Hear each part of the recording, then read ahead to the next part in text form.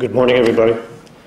I want to begin by just saying how thrilled I am to be here. I've been absolutely blown away by the presentations over the last couple of days, and am in awe and very humbled to be in your presence. And I'm hoping that I can add a little bit to all the great things that you've said. My name is Rob Schoen. I come from Kamloops. I am a mere mortal school principal.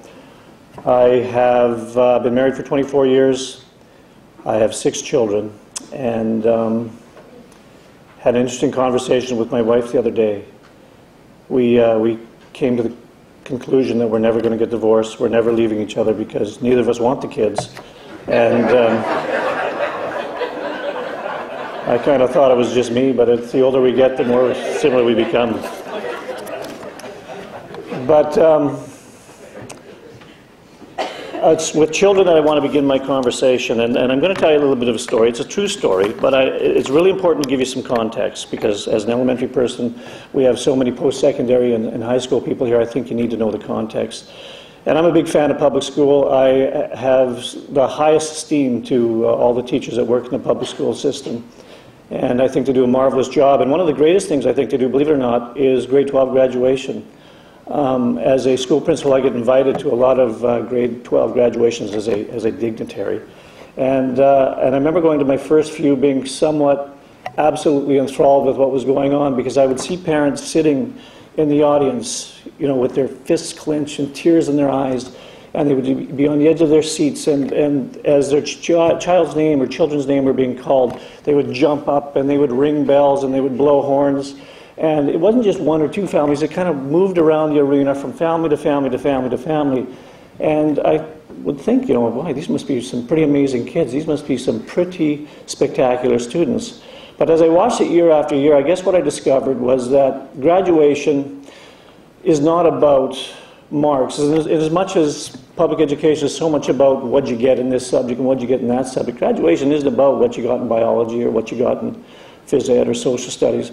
Graduation, I think, is a celebration of the people your children have become. And for those of you that work in post-secondary education, these children all graduate with amazing skill sets, with amazing diverse talents. And those diverse talents, as Ken Robinson would say, are absolutely necessary so that we can kind of rebuild or continue the viability of our cities. So the diversity of talents that you get in post-secondary are a direct result of the hard work that high school teachers do. And high school teachers, when you get them in grade 8, 9, or grade 10, depending on when your high school starts, that's as a result of the great work that elementary teachers do.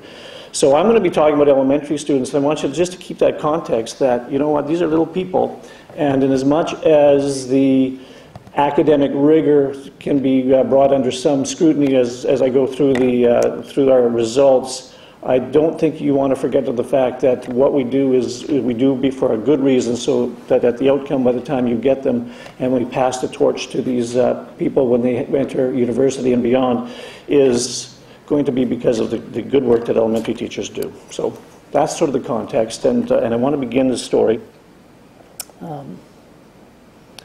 See if this works. Because there's a little something going on in Kamloops and around North America, well, in Canada anyway. It's called the Heritage Fair. And in Kamloops there was a number of University College of the Caribou professors who became interested in the Heritage Fair because they took a trip to Reggio Emilia, Italy. And they were particularly interested in these students because this is a preschool program that they were looking at where students were seen as inherently competent and active builders of knowledge. And through artists in residence, they were noticing that these little people were researching and developing their own understanding of the world around them.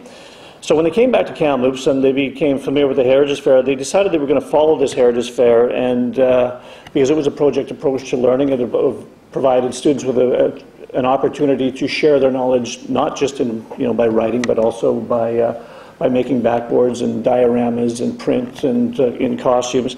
And they were going to pay attention and find out, what was an efficient process that students could use to produce a project. And they came up with interesting recommendations. They also noticed that students came up with their own sort of interpretation of what a good project looked like. But probably one of the key findings was that they found that students were more inclined to improve their project or to work on their project if it was a subject or a topic that they were interested in. Seems bloody obvious, but it's surprising how often we give students projects that they're not interested in. So that was sort of where the Heritage Fair interest with the university began. And as a school principal, when I was principal in a little place called Barrier, I began working with University College of the Cariboo because we began thinking about the fact that a lot of those backboards that children have, particularly boys, are awful. And we have some kids who do some tremendous research, but if you were to look at their backboard, you think they wouldn't have learned a thing. So through discussions with students over time, we realized that we've got to get a way to find, we found out that they knew quite a bit, but they just didn't actually put it on a backboard. So we decided that we had to find some sort of way to document what they knew. And we decided to look at journaling as a way to get kids to write down and map out their research process. And that was particularly interesting because, again, journaling isn't necessarily as you see it on the screen there. It can be a sketch, it can be a postcard, it can be a letter, it can be a business card. But as kids go through a process of researching a topic, there's all sorts, as you know as researchers, you hit dead ends and then you change directions. And those research journals we have instituted into the Heritage Fair as a way to sort of monitor conversations with kids when we're going through the when we're talking to them at the fairs, because it gives them sort of a script that they can follow to say, this is what I did, this is what I learned, and the skills that they gain in doing that are tremendous. So journaling was something that we did early on in about 1993. In 1995, we got involved with Canadians in their past, and we thought, okay, we got this really cool Heritage Fair project. Now let's see if it does more than just teaches the applications of social studies, which is, choosing a topic, researching a topic, organizing information, presenting. Does it actually teach historical consciousness? And over the last 5 years, we I think, made strides in finding out whether that was true or not. Historica, back in the day, for those of you who remember Historica, they decided to help support the Canadians in their past research group and send two researchers from Kamloops to 2 national fairs where we interviewed kids from across the country. And at the fairs, we were looking at basically 4 major themes. We were looking at, did kids see themselves as little historians? Were they making links to their families? Were they making personal connections? And we're looking at the thinking and research processes that they were using. Those are sort of the 4 major themes that we were looking at. We had a series of questions, and we were able to interview about 88 students from across the country, in 2 national fairs in 2007 and 1 in 2008. We also interviewed kids at a provincial fair actually it was in Kamloops, the provincial fair, as well as one of our own regional fairs. So total, we interviewed 88 students, and we asked them a number of questions, and we came up with data to answer the question: are Heritage Fairs a good vehicle to teach historical consciousness? And this is some of the quantitative data that we got. But it says, I'll just kind of walk you through some of it. It says, in general, how personally interested did you become in your project? And for males, 86% were yes, and very much so. And for females, it was 88%. How interested did you become in the history of your family? Males, 78% were very interested in their family. Young girls were 65%. How interested are you in the history of Canada? Males, 61%, females, 63%. After completing the fair project, you consider yourself a historian. And males, half of them thought they were, and females close to it. And you know what, that actually I put up there because it's kind of interesting, because you can look at that one of 2 ways, but I look at it from the perspective of 1 in 2 boys thinks that they're doing a project that is useful. And you're going to actually see a little qualitative clip that I have here from a boy who absolutely believes the research he's doing is important. I mean, to talk about attitudes, and when kindergarten parents come in, I always tell them that the work kindergarten teachers are the most amazing people on the planet. They get very little fanfare, but man, that's a birthday party every day, and you couldn't, I'd chew off my arm before I'd spend a day in a kindergarten class. But they spent a lot of time making classrooms comfortable, because they are of the firm belief that education is as much an emotional process as it is an intellectual process. So by making it comfortable, making kids comfortable, they feel like they can do absolutely anything. So, you know, having kids leaving a project feeling that they're historians, you know, is setting a groundwork and a basis for which they're going to have a positive outlook towards social studies and history. Whoops, that's... Are you looking forward to studying history in high school and university? 86% say yes for males, 75% say yes for females. And I think it was Paula who said that there were faculties in Australia where the history departments were starting to shrivel because people weren't taking classes. Yeah, it would be neat to follow this longitudinally to see if they actually do take history classes and continue on in university, but that is significant, because when you talk about favorite subjects in school, kids will say recess, kids will say phys ed, they don't often say social studies, and I think that's kind of neat. Would you want to do another historic affair project? Without question, both males and females. Would you ever throw your project away? And again, we need extra dumpsters at the end of the year in the school just to throw away the books and papers and things that kids toss. But the fact that males in particular, man, they can't believe it. Yeah, I mean, these are 100% of the alumni males said yes, they would keep their projects forever, and you're going to actually again see some qualitative stuff. Most young girls would do the same. And have you stored it? And yes, for boys and girls. So we thought, well, that's pretty significant. But the real strength of these projects, I think, comes from things that kids actually say. And I mean, I've got slides and slides and slides. I've only picked a few here, but I've got a lot of really cool comments from kids. Megan Stewart from Newfoundland, if you look at the bottom one first, I'm going to keep her Heritage Fair project because someday if I have children, they may want to look back at their family tree, so the backboards are in my closet in plastic bags. Is that important? Does she have a positive outlook towards to research and social studies? I would think so. You know, again, it might be a bit of a platitude, but if you don't know anything about your past, then you really don't know who you are. And good comment. From the Northwest Territories, Natalie McFadden said that doing a Heritage Fair is an act of remembrance so that we don't forget what our ancestors went through, what they fought for, what it is exactly that they gave up, or how much effort they put into something, the passion they exerted. We want to know who we are and where we came from, and that is what has helped shape the person we become. Now, these are elementary kids, ladies and gentlemen. Michael Teigman, there's a picture of him actually down below, but he said, when I was being judged, a man from the Royal Canadian Air Force, the National Archives, came up to me and gave me his card and said, you have a very great project and everyone needs to know about this. And you're welcome to walk in and see my personal library. I don't know if that's creepy or not, but he said, he said he is the head of the Air Cadets and an author of one of the Avro Aero books, which I use for my research, and he came up to me and said, this is amazing. And again, that sort of affirmation in terms of making one feel important and good at something, you know is going to have positive effects later on in terms of their attitudes towards social studies.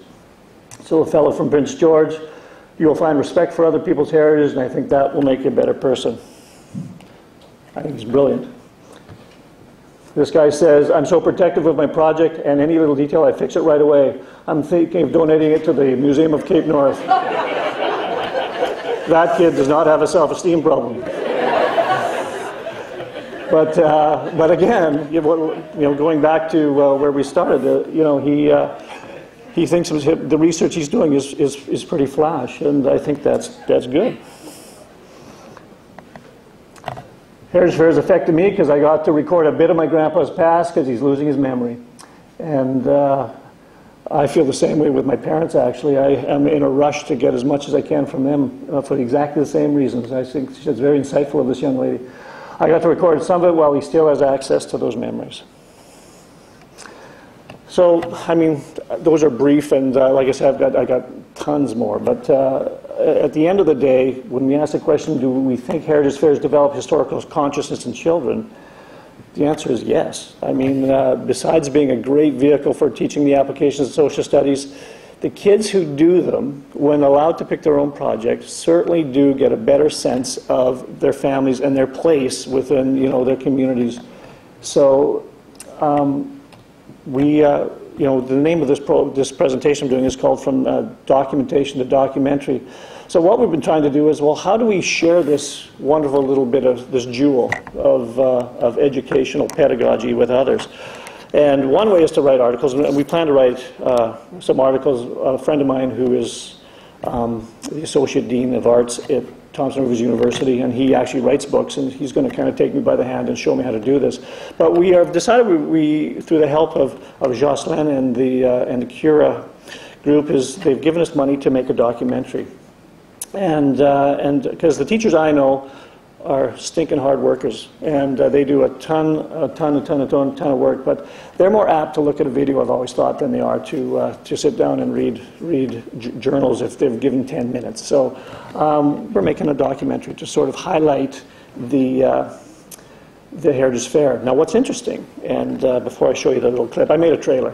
Last week I made a trailer for this documentary because I know you didn't want to watch 23 minutes, but I thought you might watch 2.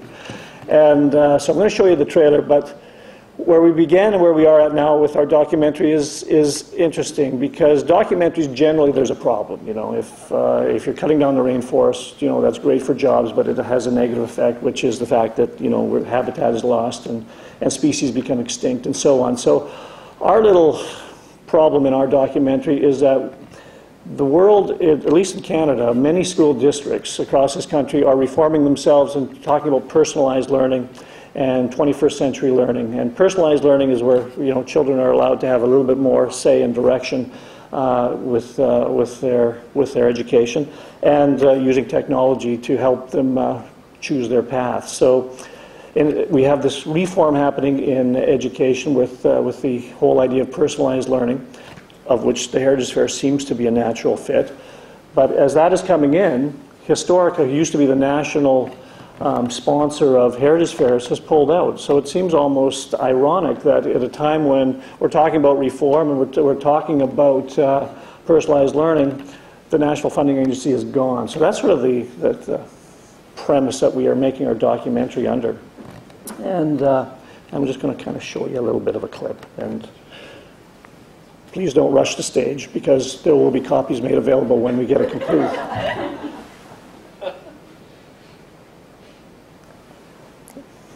If you learn what you want to learn, how you want to learn it. The question is why is it important to do this? And in part, I think it's because we don't do it often enough.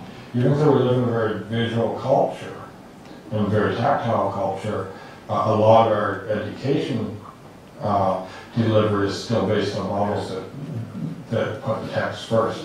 Heritage Fair and project-based learning really provide that engagement for students because they get that personal touch. Like making the drama and doing the decorating, I found that really fun. Yeah, it's a fun way to learn about history.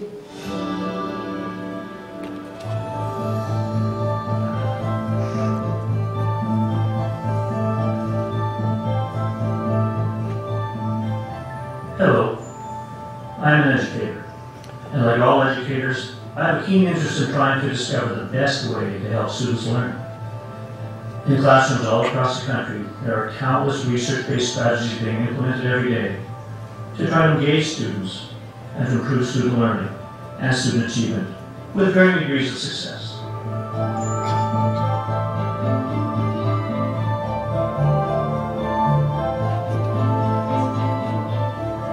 Meanwhile, in classrooms across the country, there's also an approach that has been practiced for 15 years that has gone virtually unappreciated. It is a project approach to learning that personalizes research for children while offering a range of ways in which the students can display and present their learning and provide for a deep learning and arguably a more complete educational experience for students. Well, my project is James Harvey University. James Harvey is my great-great-great-grandfather. I created this project because I'm in 4-H and I was in a horse show, and my friend pointed out a local cowboy club I follow. As education systems reform themselves in attempts to personalize learning, the Heritage Fair and project approaches seem to jump out as a natural fit to meet the needs and skill sets that students require to be successful in the 21st century.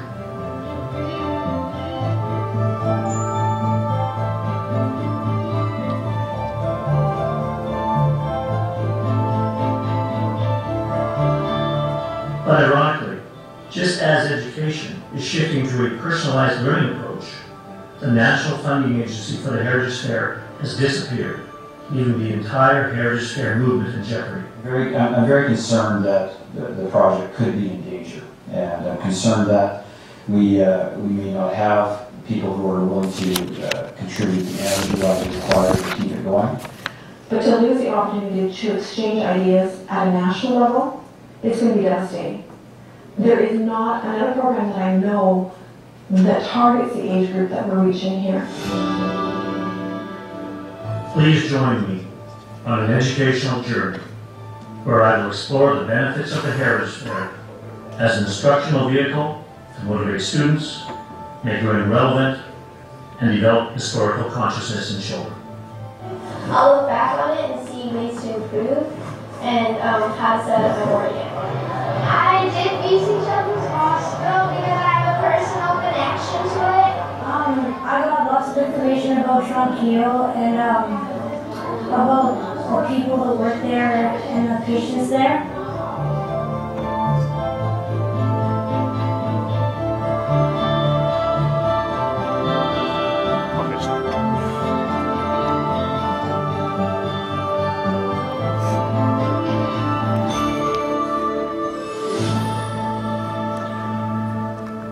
I know you're all saying to yourself, man, I wish he would have shown the whole thing. But when we have our book and it's in the back, I will make sure you all get a copy. So anyway, that's sort of what we're working on, and it's going to be done actually very, very quickly here. The young lady who is putting the final bits together she had a baby. Can you believe that? Like, that's a good excuse. And she's going to be doing that relatively shortly, and we're looking forward to sharing that for all who would like to have it.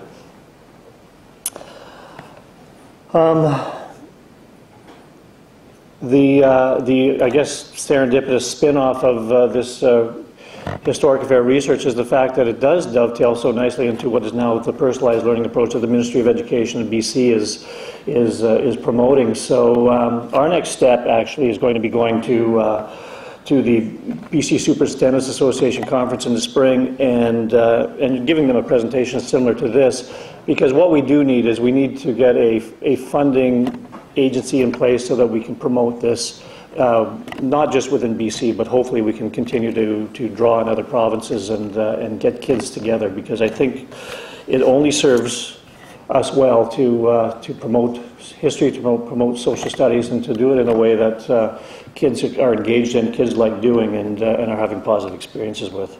So I guess I want to say in conclusion that I want to speak to the fact that the Heritage Fairs provide an organic educational experience where students can self-direct a research project about their family, about their community, about any aspect of their country.